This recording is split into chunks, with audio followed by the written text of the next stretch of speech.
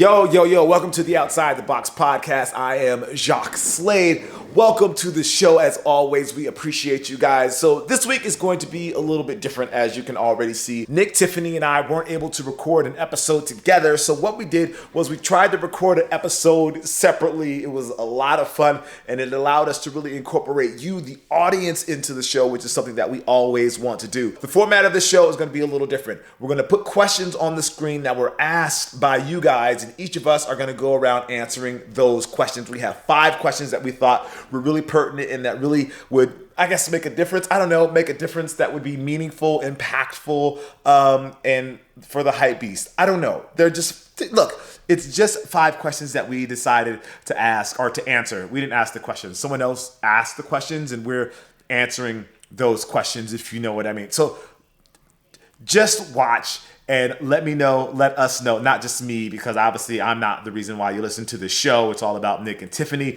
They're really the reasons why. Okay, I'm going to stop rambling. So here's the first question. Testing. I think Payless ShoeSource closing all its doors definitely will have an impact on the footwear business. Now, the question I have is, are they already impacted? Were they impacted because of online sales? I mean, is Amazon and are all the brands selling more shoes online to where people basically, they don't need to go to Payless anymore to get them? I mean, I remember shopping at Payless as a kid and you get everything from dress shoes to flip-flops to sneakers there. So, I mean, on one level, you know, their price points were low enough that it appealed to a lot of different shoppers. So I think there's going to be a group of people that still, you know, look for basically all their shoe needs in one store, and maybe they don't have a place to shop now. So Payless ShoeSource closing all their stores is to me a really big deal.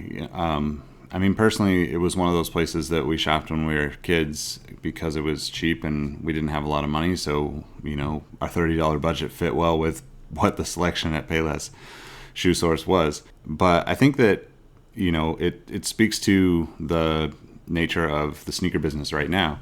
Everybody's so focused on the more expensive stuff, and, you know, that's just not attainable for most people. So I'm actually a lot more concerned with this news than probably I would be if, I don't want to put any names out there, but if another like mall retailer closed that carried more traditional sneakers and not like the cheaper off-brand stuff.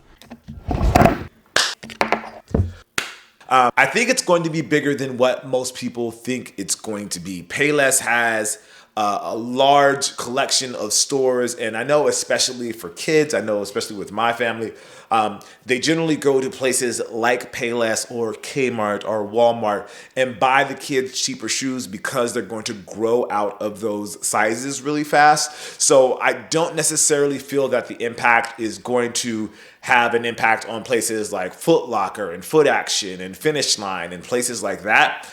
The larger impact is going to be places like Walmart, where they'll probably see an increase in sales as people will start to go there to get shoes for their kids as opposed to going to Foot Locker and going with a more premium route. I would assume that Payless did a pretty large amount of business, obviously not enough to keep the business around, but I felt like they did a pretty large number as far as business goes, and maybe they grew too fast or they opened too many stores or manufacturing costs went up. But something happened along the line that obviously affected their bottom line. But I do feel like they are a big part of the footwear culture. There is still a market for a lower priced, lower quality, I guess, shoe. I think you have places like Marshall's and these other places, department stores more or less, that offer kind of the same scenario. But man, I remember growing up, there's a Payless shoe store just about everywhere. So I do think it'll impact the industry. I'm just curious to where their shoppers go. Do they go online now? Or do they go to another store? I think it is a little bit controlled by price point. So, you know, maybe some of them start looking at the more expensive brands, but there's also the warehouse stores or the factory stores, the factory outlets and things like that. Is that where people are going to end up shopping a little bit more now that Payless is gone? I don't know. I can't wait to see, though, how it kind of all pans out and understand more about why they are closing their doors. I guess I would say some people see shoes as just a utility, and having a shoe under $50 or a company that makes shoes under $50, I think, is an asset to this community. And either that business has gone away, it's gone digital, and people aren't just going inside stores anymore and buying shoes, or there's just been a change in the culture and the branding of Payless, and people aren't going there anymore, but they're going somewhere else. I do still feel that they're going somewhere. They're not going to Foot Locker, they're not going to Nike, they're not going to Adidas, but they are going somewhere to get those shoes at that lower price point. Because for some people, one, that's all they can afford, and two, for others, they just don't feel like there is a need to pay over a certain amount of money for a pair of shoes. In one way, it's how a lot of people kind of step into the sneaker world. I remember Jacques doing a video on some Jordan 3s that he picked up from Kmart years ago, and talking about how important that really is to give people something to look up to and aspire to. And I think with Payless, I was just looking at a little bit of their sales numbers over the years. 2011 was their best year as a company, which quite possibly could be like the best year for, like, let's say Nike basketball and Jordan brand. Like, they had that was a really good time for basketball and like just footwear in general, right? Like, it was kind of like the peak of sneakers before the resale thing became mainstream. Something that a lot of people don't realize is, like, just because a brand doesn't necessarily sell the stuff that you want to buy, or the hyped stuff, or whatever you want to call it, doesn't mean that it doesn't serve a great purpose for other people. Payless had a lot of collaborations, a lot of designers and celebrities that released their shoes there. Like, obviously Shaq's shoes were there. I remember Christian Siriano had shoes there. Martha Stewart had shoes there. Champion, Airwalk. These are brands that don't typically like do as well in like the trendy sneaker world, but this gives a way to kind of connect the dots between like entry level shoes and that customer, and all the way up. So it's really sad to hear that they're closing. One thing that I think will be interesting is, like, there's stores out there that have taken kind of that same approach, but not with footwear, right? Like, Uniqlo is one of them, where Kaz and you name it, right? Like, they've had so many artists and so many designers, Alexander Wang, like all these designers and all these artists that have collaborated with Uniqlo. And then we did the stories on Roger Federer back last summer, joining them. And who knows, that would be my kind of what I would keep my eyes on if I'm looking forward to this. If there's any positive that comes from this story, is that there might be room for somebody like Uniqlo to come in and bring in a footwear element to their stores and to their brand that can tie all of those athletes, celebrities, artists that they're already working with on those projects, and turn it into a more footwear focused experience. Discount, obviously not discount, but like entry-level pricing. What makes a sneaker a classic? Gosh, that is a very loaded question, and I think it really depends on the individual. The individual determines whether the shoe is a classic to them or not, and I think it has to do, obviously, with the history of a shoe and the pop culture element of a shoe, I believe, and the style of a shoe. So in my perspective, when I think of a classic shoe, I think it's something that resonated with the sneaker culture and the wider culture in general. So not just sneakerheads know about the shoe, it's known by a larger population. Well, to me, I think it's basically a shoe that has to have been around for decades. And it usually is a simple design. I don't know if I can think of any classics that are really crazy looking designs. I mean, something classic means it's super wearable, right? It comes in a variety of colors, a variety of materials, and it's just super wearable. Think Air Force One, think Chuck Taylor, like shoes that have come out in the last year that'll become classics. First of all, for me, I think it has to span a couple decades. So it's got to still be around in 20 years and be consistently sold the whole time. Not just sold in 2017 or 2018 and then not sold again until 2027. That's more of a retro, right? But a shoe that is constantly sold. I think the Element React, Nike's trying to do, they're trying to turn it into a classic. I don't know if that one will be a classic. It can look a little wild with some of the colorways, but then actually when they put it all in white or blue, it totally looks, it does look like possibly a classic. So I think it has to be comfortable too, right? You don't sell tons and tons of shoes year after year after year if they're not comfortable. So I think a classic sneaker is something that stands the test of time. I think that there are a handful of shoes that every, quote, sneakerhead should own in their life, just because it's like kind of a standard, like you should experience this. First up would be obviously Chuck Taylor's. I would throw the Adidas Stan Smith in there, the Air Jordan 1, the New Balance 574. Let me think here. Adidas Superstars. Now maybe not right now, but I would consider the Ultra Boost in there, the Air Max, line, depending on which ones you're looking at, can fall into that. And I think that what they do is most of the time they create a moment in time when they're first released. And then as they age, you can go back to them. It invokes memories for people. It brings back those thoughts of oh, that was that cool commercial for this, or oh, who wore that shoe? This guy. The Puma Clyde is a great one, right? Walt Frazier wearing the shoe, and that shoe's been around for a few decades now, longer, and it has such a story that it was established in basketball. It became such a huge part of hip hop, and then it evolved into just a standard shoe that can always be on the shelf, and people are always going to be like, oh yeah, the suedes, the Clydes, I can definitely rock with those. So I think those are the things that, you can have a shoe that's really hot when it starts out, but if you look at it 5 years from now, we talked about this on a previous, just a recent episode, but on our regrets, right? But if you look at a shoe that maybe was crazy when it came out, hyped up, everybody bought it, sold out, resale was crazy, but then 5 years later, the shoe is forgotten about, I don't think you really call that a classic. Now, Chuck Taylor's, I can't wear them. They're too narrow for me, so I've never bought them. But there's almost everybody I know has a pair. So they're also at a lower price point. I think price point impacts. I've never seen a $300 shoe become a classic. I mean, sure, versions of the Air Force One may be that expensive, but the shoe didn't become classic because of that. I think it becomes because it's at the right price point and it's super wearable and they sell it year after year after year, and people keep buying it, right? If you have multiple pairs of a shoe in your closet from this year or last year, that might become a classic. It's got to be something that you can look back at and you can still wear in today's or in the future, right? Where people can still look at it and have a lot of respect or a lot of nostalgia around it.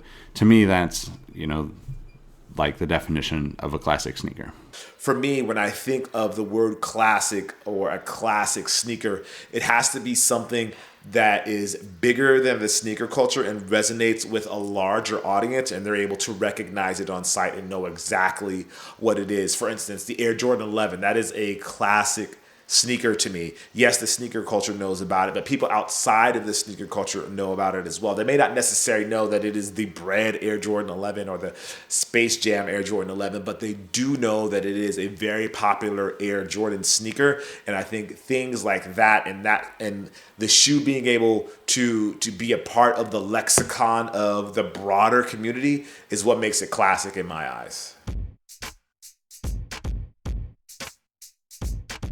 Zion Williamson and Nike. If you've been paying attention to sneakers for any amount of time, you know that sneakers are, they're not indestructible, right? You've seen people have shoes that fall apart. We've all probably had shoes that are older that fall apart. But Zion's injury, hopefully he recovers quickly and, I'd hate to see him lose longer term success in his career, especially considering, college athletes still aren't paid to play. But regardless of that, hopefully he recovers quickly and can get back to doing what he loves. Oh my gosh, my heart dropped the moment I saw that tear out. Oh my goodness. Like, first, I think it's hilarious that people call shoes breaking blowouts. Like it's a tire blowing out, right? Well, I mean, I get it, but I think it's kind of funny. You can see in that video that the shoe split right at the bite line, and the bite line is the area right between the midsole and the upper. So the bite line goes right across this line where you see the midsole and the upper. And, when they attach the midsole and to the upper, a lot of times if it's a leather shoe, they'll thin it out. They'll skive it in that area, right? So it fits well and you don't feel it underfoot. And I think this was just a case of they skived it, they thinned it out too much. And I don't even know the materials in that shoe, actually. What will happen with them? I have no idea. I mean, he's got an injury now. I'm sure Nike is doing everything they can to basically help him with his injury. Time's gonna tell on this one. Well, the short answer to that one for me is I don't think anything is going to happen. I think we saw what was going to happen has already happened. He bust out of his shoe, out of his PG 2.5, and really, I think that is going to be the end of it. I think the media and Twitter and they all get involved in it and they try to make it something bigger than it already is. And I just think that story is really going to die. Only reason it is a big story is because of Zion Williamson being the star, incredible talent that he is. If he was just some random guy in a D3 school that broke his shoe, we wouldn't be having this conversation. I think the only reason this conversation has happened is because it's Zion, which is both good and it's bad. A question I would have is, has he blown out shoes before? He's a pretty dominant player. He's good. He's a big guy. Maybe he's blown out shoes before and this isn't all that uncommon for him. If that was the case and he's blown out shoes, like, that's an interesting shoe story to tell. Like, your durability clearly isn't enough for him. That might be an innovation, because of his style of play or something that is an opportunity. But unfortunately, I hope he recovers very quickly. I hope this is not ending his season by any means. And I do feel for the Nike folks, the developers and designers and everybody who built the shoe. I guarantee you they're on phones right now and on emails and texts, and they are figuring out what is going on. It's so crazy to see how he just went right through it. To me, that's, I don't know how exactly how big he is, but I think he's roughly 300 pounds playing like a guard that typically we don't expect that from people. So for me, like, I actually got to wear test shoes for Nike years ago, and there's a lot of things that go into developing shoes, and I think that if you're only pushing it to a certain limit, then that's where your limit is. So part of this is just that Zion is that much different. He's bigger, he's stronger, he's playing a position and moving quickly at a level that no one his size has ever come close to playing. I mean, you look at LeBron and he's probably the closest in terms of like a big dude that is playing with so much like quickness and force. And LeBron like Zion probably has 30 or 40 pounds on LeBron. So part of me thinks that, this just kind of happens. There was a few things that were really interesting about how it came about. And, I think there was a tweet from Puma saying that, that wouldn't happen in Pumas, which if you paid attention, back in the day, I think the same thing happened with Derrick Rose, like when he rolled his ankle the first time. I can't remember what shoe it was, the one or the two.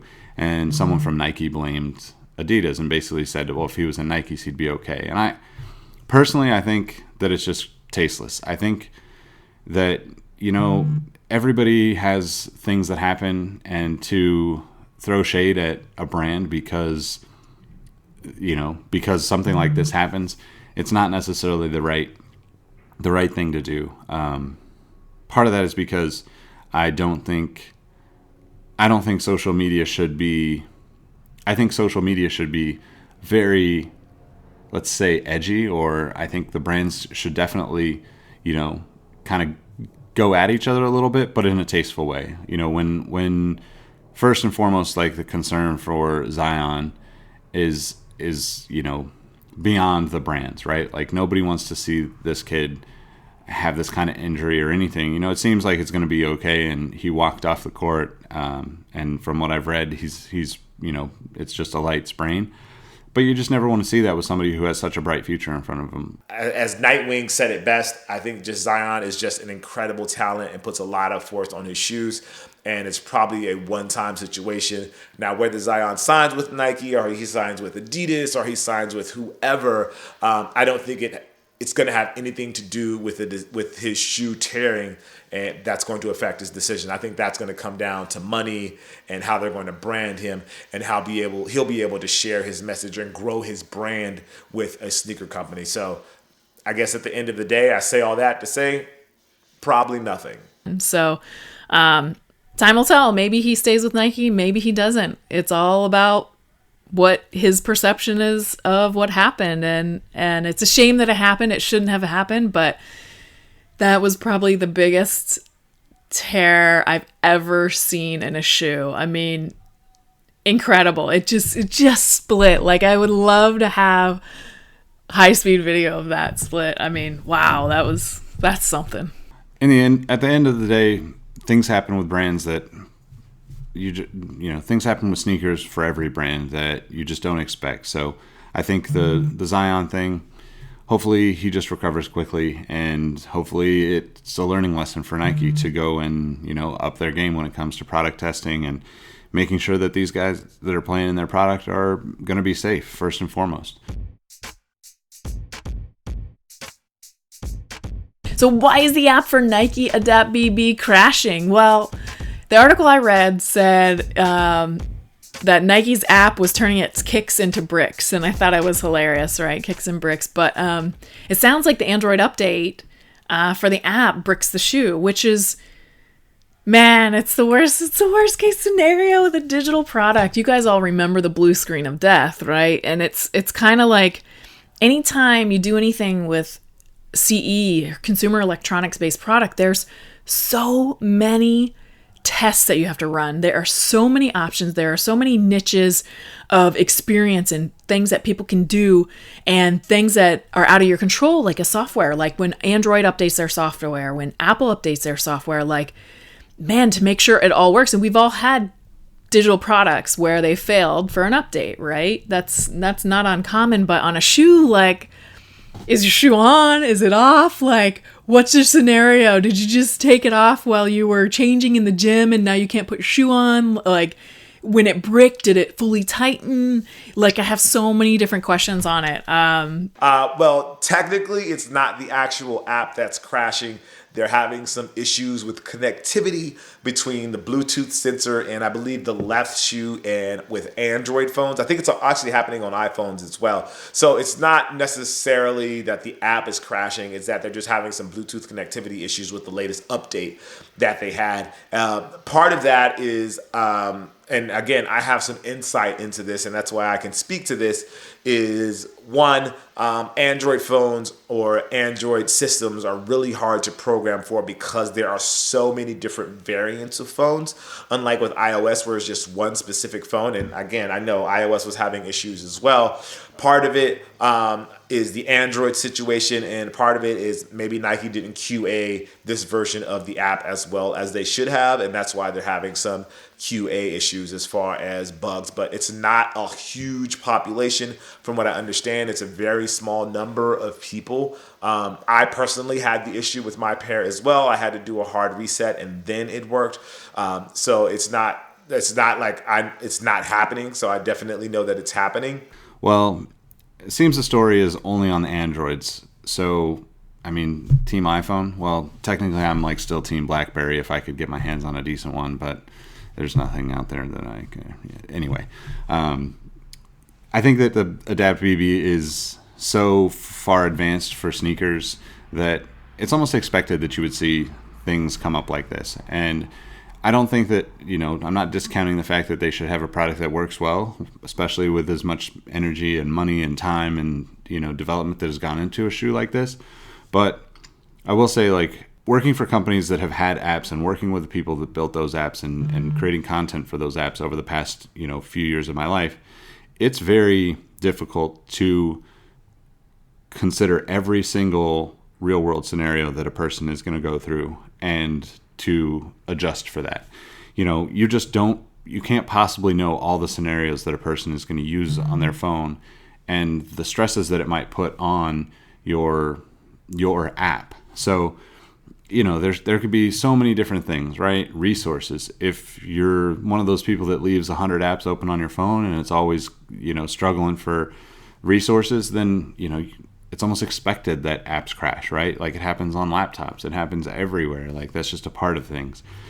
For me, I think that it's also the bigger story is that it's just Android always seems to be the second choice. And I don't know, to me, I don't know what the numbers are, but it seems like there's a lot of people that use Android. But I don't see it as a big issue. And part of that is just because I feel like it's a consumer electronic at this point. It's more than just a sneaker that you put on your foot and tie up. It's a consumer electronic.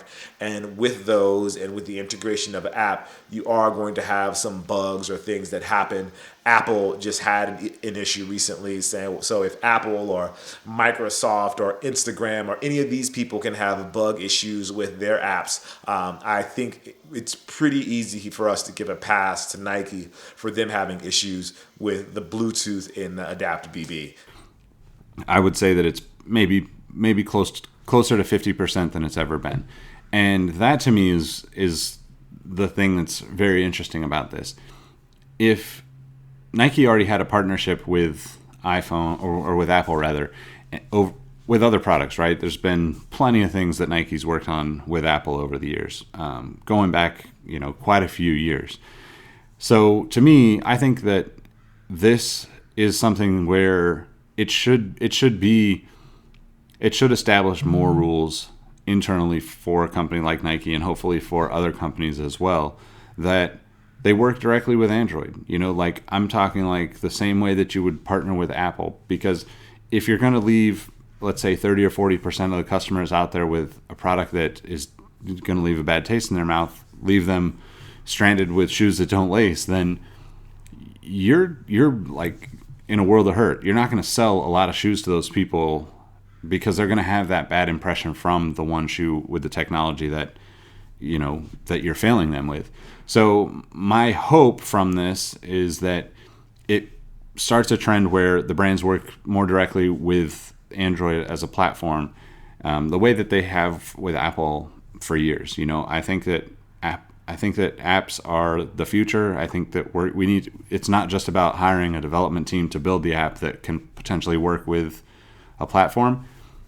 You're talking about like, and especially Nike apps, right? Like, we all have bad experiences on sneakers. So you may as well just go direct to the source and hardcore like partnership to keep these problems from happening in the future. But I'm not surprised it happened. I mean, this won't be the only shoe to have that happen. Puma's came out with auto lacing too. I'm sure there are scenarios that can brick it also. I don't know if they have an app for it, but yeah, I think it was unfortunate. Man, it's too bad, especially so early on when the shoes are just coming out. But I think it can happen, I think, but that's why you also have you have buttons on the shoe, and so hopefully those still worked. But if it was bricked, it means they didn't. So I mean, I think I probably would have pushed to make sure that the buttons work no matter what, right? So that even if the app did brick it, it could still run, but it doesn't sound like that's the case. So there's another group of Nike folks that are very busy this evening trying to resolve this and kind of get it taken care of. So I feel for all those guys. Thoughts on the Kobe 4 misleading press release. So Zoom Air has always been like the pinnacle cushioning for Nike, in my opinion, especially when it comes to basketball. The fact that they put out a press release saying that the Kobe Protro was going to have full-length Zoom Air and changed it after the fact, after guys like Nightwing from Wear Testers discovered that it didn't have full zoom air. It's just really disappointing. This is something that I literally work on for companies. So it's not this specifically, but like an example of this would be like, there's a lot of disconnect that people don't see behind the scenes. There's thousands of employees working on these projects. Man, Nike's in the news a lot today. So that I can actually understand that. I think it's just an honest mistake. I don't think they intended to mislead anyone. I'm thinking about myself, like how would that scenario happen with me? So if I'm talking to marketing and PR folks, and who knows, maybe they weren't that experienced in shoes, or maybe they just completely overlooked it. But if I said that, hey, this shoe has a full length, it's funny, it's an Adidas. We're talking about Nike, but this has a full length Phylon midsole with a Zoom airbag in it. Now, some of it comes down to grammar, but like full length applies to the beginning of the sentence. It doesn't necessarily mean it applies to the airbag. So that's what I was thinking. Like, okay, if I told PR or marketing, like, well, it has a full length Phylon midsole with a Zoom airbag in it, they might think, like, if I don't specify it's a heel only airbag, they might think full length applies to the whole thing, and we just put it in and we go. I doubt anyone in marketing's cut open shoes to see if what the developers and designers are telling them is true. I've never seen that, but they might want to start doing that just to double check it.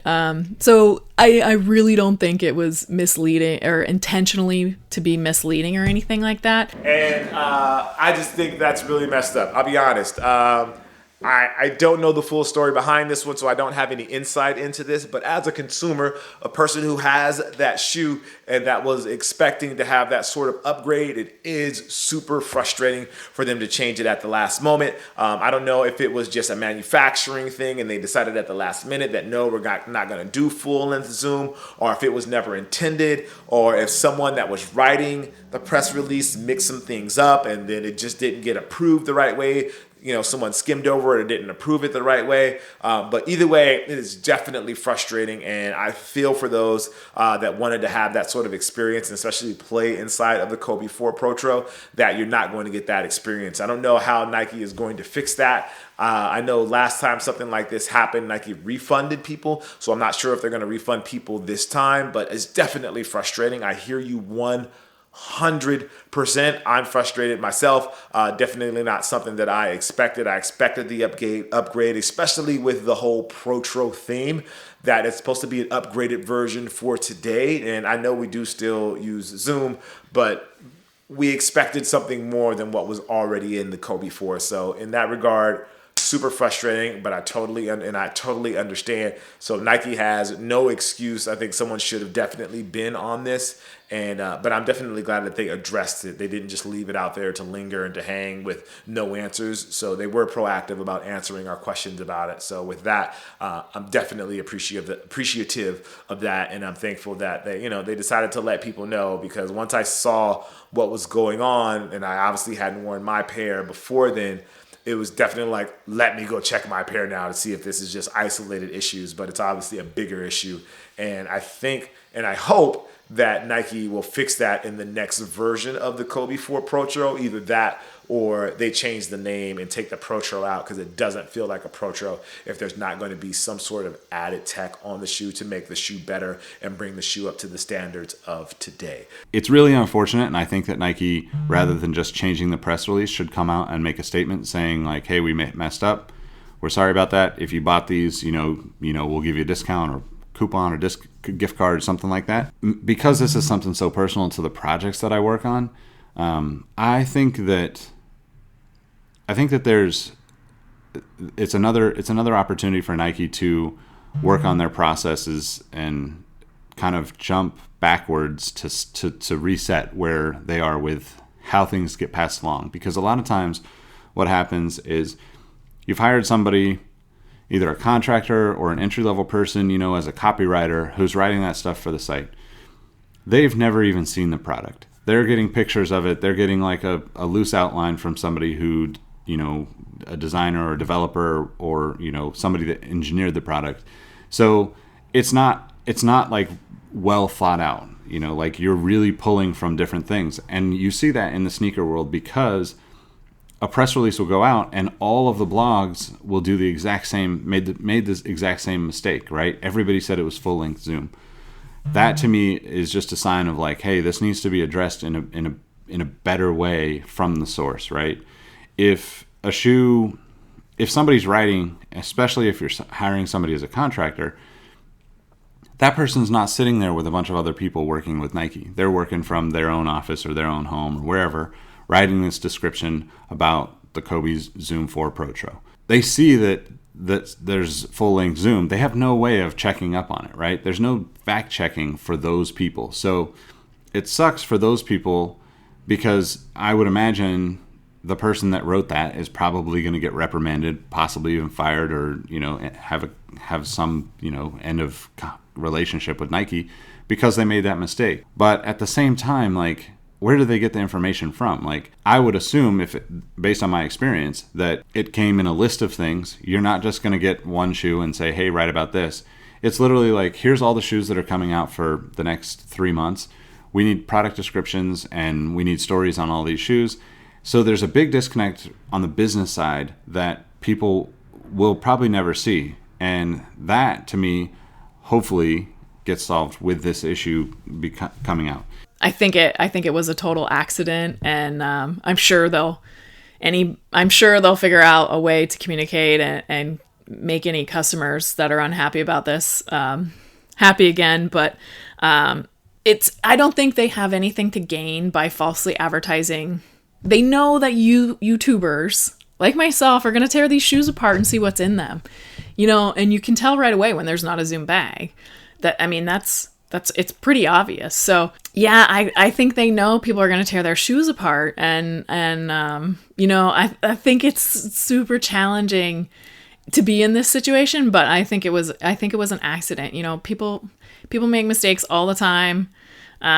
That those PR folks and those marketing team and designers and developers, I'm sure, are on their phones too tonight. So I think a lot of Nike people are working tonight, a little overtime or a little extra hours to fix a very heavy Nike news day. From a customer-facing perspective, I think it was handled very poorly. It definitely needs to be addressed in a different way from Nike. I just think it's absolutely absurd that you would let something like that go out, especially to, everybody knows how quickly stuff spreads on sneaker blogs. It goes out on Nike, it's on every other blog within the next hour or two, and it's copy and pasted, just like Chris said in the Wear Testers video. So to me, that's kind of like the obvious mistake, right? Is just changing the press release after the fact. Just makes it seem like you already knew something was wrong and you were shadily changing it without telling people.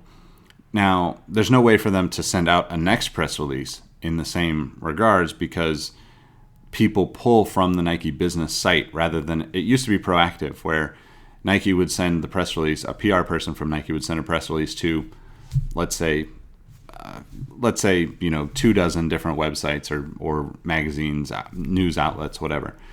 That doesn't really happen the same way anymore, especially with a product that's not quite as high energy, right?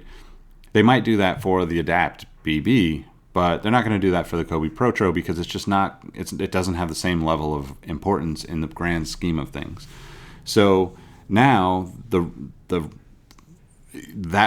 people don't have a way to send out a correction to this huge mistake that's obviously out there, and there's not really a way for Nike to do it in a way that doesn't create more attention than the attention itself. So, they kind of come to this moral business dilemma of like, how do we fix this problem? To me, you just gotta, drop the ego and say you made a mistake, apologize. If you got to send out some gift cards to solve the problem, you got to do what you got to do. It's better than having a bunch of negative press release and having a bunch of Kobe Protros on the shelf that never sell. So that's my thoughts. I don't know. What do you guys think? All right. I hope you guys enjoyed this. This is a different format we're trying. Life's crazy, so we got to keep changing it up. Hope you guys have an awesome day. See ya. All right, so that's it for this episode. It was a little different for us, and we hope you guys enjoyed it just as much as we did. Stay tuned because we'll be back next week with another show. Again, it's always Outside Pods. That's where you can find us. If you want to find Tiffany, it's Tiffany Beards all over the internet. And for Nick, it's Sneaker History or Nick Ingville all over the internet. I am Cousteau. Again, follow us at Outside Pods. Send us your feedback. Send us your questions, and we might answer your question in the next show. As always, we appreciate you. Thank you for listening. And this is the Outside the Box podcast, and we love you guys. See you next time. Peace. All right, talk to you next time if you're listening. But if you're watching, we'll see you. But if you're... All right, bye.